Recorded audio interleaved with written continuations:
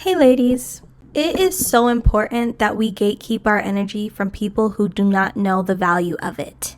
There's a lot of people that are going to want access to your life because of how you look.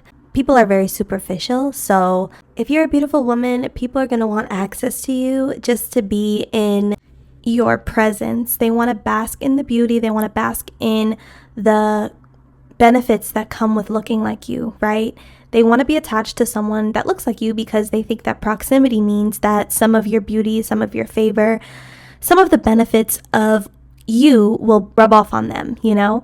And they look at these types of friendships and connections as transactional because they want something from you. Meanwhile, you can be someone who thought that this person came to you in a genuine way. They're looking at it as a genuine friendship, and they're looking at it as, what can I get from this person?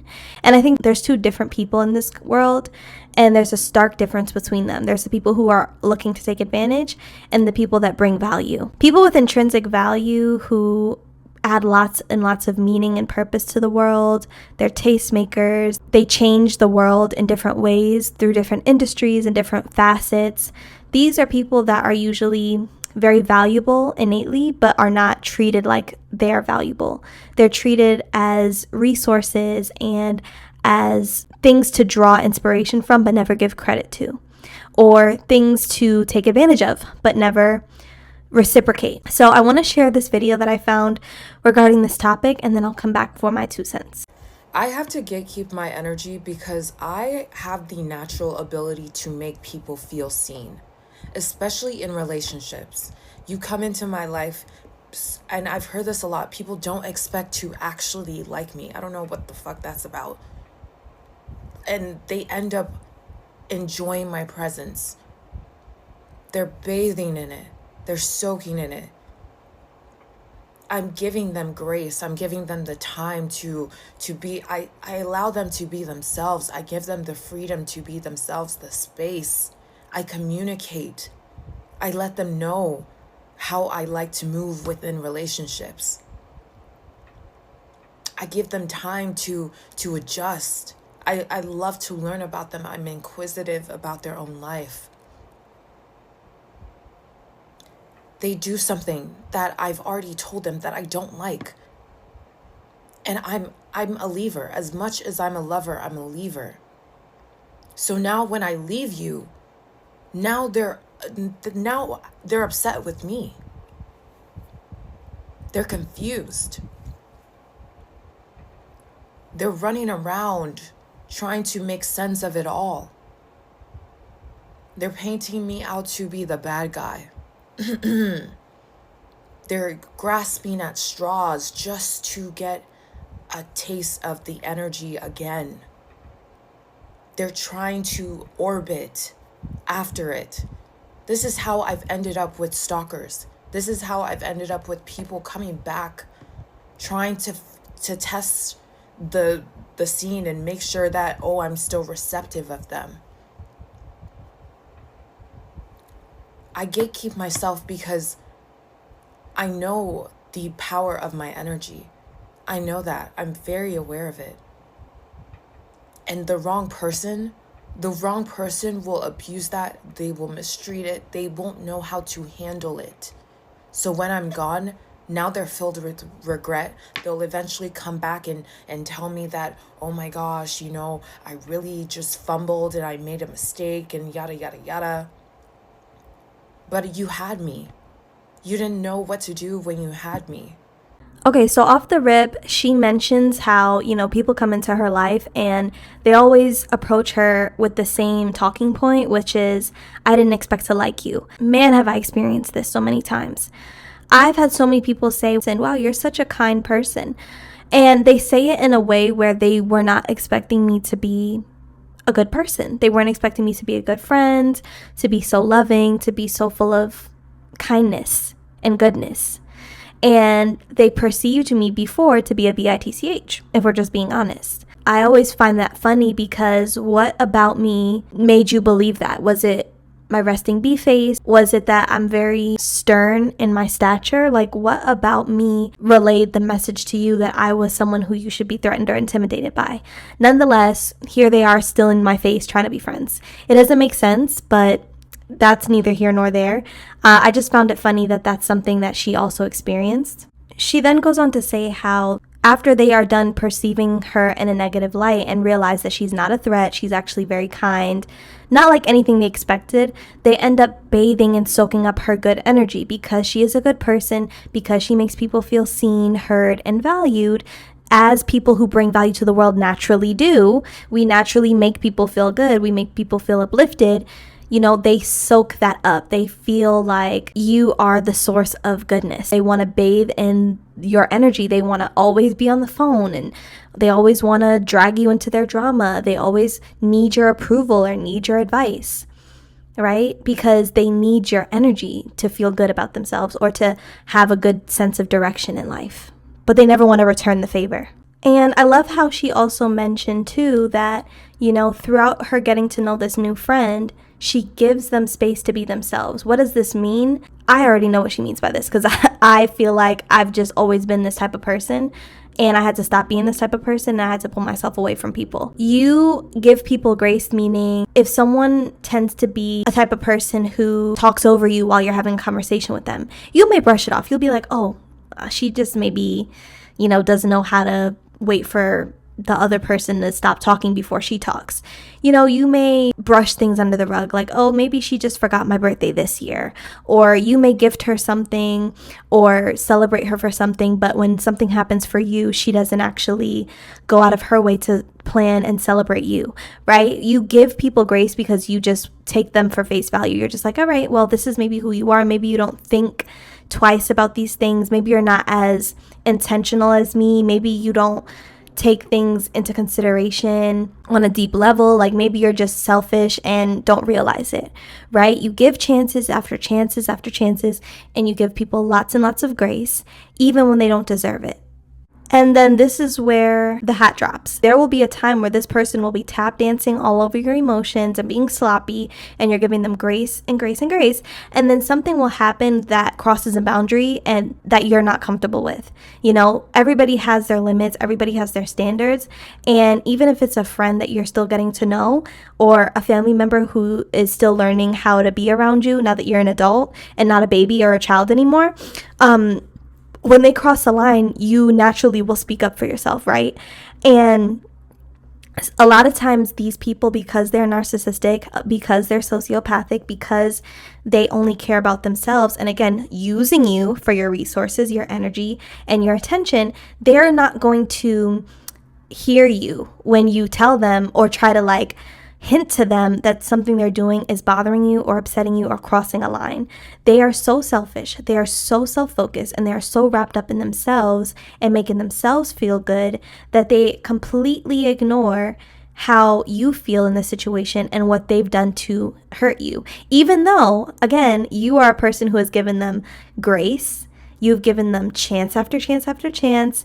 You have made excuses for these people, and you have tried to come at it from a compassionate point of view. And if you are someone that battles with people taking your energy for granted, mishandling your kindness, seeing it as a weakness, or seeing you as naive, you can go ahead and click the link in the description box to book a time with me to send you a personalized recording tailored to your needs. So whatever you're dealing with or going through, we can discuss it almost like a girl chat / coaching. And you can also do a subscription package if you would like more recordings throughout the month. This is the issue with beautiful women in friendships and women who are kind-hearted and who have beautiful spirits. You have to protect your energy and gatekeep your energy because people are going to take it for granted. They're going to want to be in your energy for all the benefits and all the things that come with it, but they don't want to reciprocate and they don't want to respect your boundaries. They think that you're just this faucet. You don't have a off button. You're just a flowing river of resources to them. And unfortunately, when people view you like that, they can't turn on their humility for you. It's really sickening, especially narcissists and sociopaths and people with personality disorders. They don't look at you as human. They look at you as an object. They look at you as a resource, an ends to a mean, a thing to make them feel good, and a thing to provide a certain energy and threshold for them, And naturally, like she said, after a while, you leave. You get up from the table. Like, you literally cannot sit there and deal with it anymore. Because if you sit there and deal with it, you're doing yourself a disservice, you're disrespecting yourself, and you're dishonoring yourself. So you start to pull yourself back. You demote them to whatever position you want them to be in your life.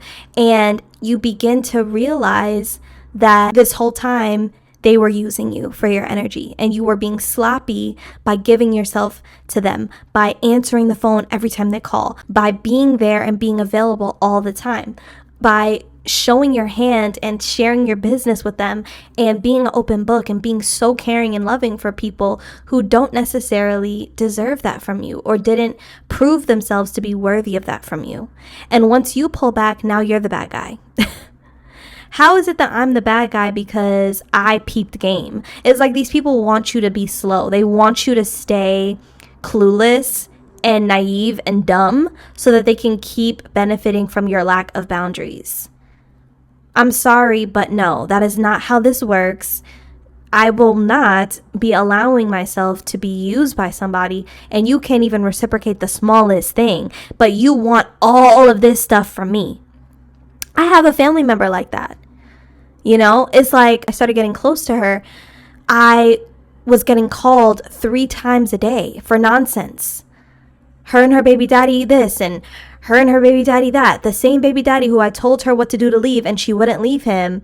And she's, getting knocked between the washer and the dryer, and all this other toxic mess is happening. I'm giving you the tools for you to stand up and boss up, and you like the toxicity. And I realized, I'm like, oh my God, you are a perpetual victim. You are only calling me so that you can hear yourself talk. You're sick. Get off my line. Goodbye. And ever since I noticed this, she kind of just has accepted that I no longer talk to her like that anymore. I only talk to her when I want to talk to her. She stopped calling me because I stopped answering. So now when we talk on the phone, it's because I agree to it, or it's because I haven't talked to her in months. And we keep it very cordial. You know what I'm saying? I also notice she's the same person that likes to do a lot of stupid passive aggressive stuff, a lot of digs and things like that, but also wants me to validate her. Like every time I get around her, she's like, oh, you see my new this and you see my new that. Like she's always looking for approval from me, but wants to tear me down and wants me to feel less than. It's so weird. It's so weird, ladies. But this is what these people do. Again, when you remove yourself, now you're the bad guy, now you're this, now you're that. And like she said, ultimately what happens is you leave these people alone, you come up off of them, and some of them, if they don't, smear your name, they're going to also try to circle the block. They're going to try to spin the block and come back. And I've had a friend who really betrayed me in one of the ugliest ways I've ever been betrayed in my life, try to come back into my life, after I cut her off. And the thing about me, I'm a silent leaver. I leave people's lives quietly. I don't sit there and politic with you about it. I don't try to make sense of what happened. I don't want to have any interventions or long conversations. You are a grown woman. You are a grown man. You know what you did. You know where you had me messed up at. I am leaving you alone now. Don't tell our acquaintances and our mutual friends lies and manipulate their minds into believing that I'm a weirdo or I'm strange for coming up off of you or I'm this and I'm that. Keep it cute because you know what you did and you know how you moved with me. And some people cannot stomach you leaving their life quietly. So that's why you'll see them try to spin the block and try to manipulate you back into having a conversation, which will ultimately manipulate you into starting another friendship with them. I'm not in the business of doing that. When this friend tried to spin the block, I literally would read her messages and delete and block. And then it got so bad that she actually sent one of her friends who I met 1 or 2 times to come press me about it. This is how you know people are crazy and they're unstable and they literally cannot live with themselves when they know they've messed over a good person. They cannot stomach and they cannot live with themselves knowing that they have done somebody wrong who's done nothing but good for them and to them. And that's their karma at the end of the day. They have to sit there and deal with the fact that they were evil to somebody who loved them. They will literally always remember you as somebody who they siphoned from, who they took from and took from and took from, and never return the favor. And now when things are going wrong in their life or when people do them dirty, Or, when they can't keep X, Y, and Z, they're going to think of you because they realize that they fumbled someone who God probably put in their life for a reason. So ladies, drop down in the comments section. Let me know, have you ever experienced people behaving with you in this way? And have you had to really bite down and push a boundary so that people knew they couldn't cross you? I'd love to hear your thoughts on just preserving your energy and gatekeeping your energy. I'll also be leaving my email in the description box so you can share your stories there as well. Have a lovely day, ladies.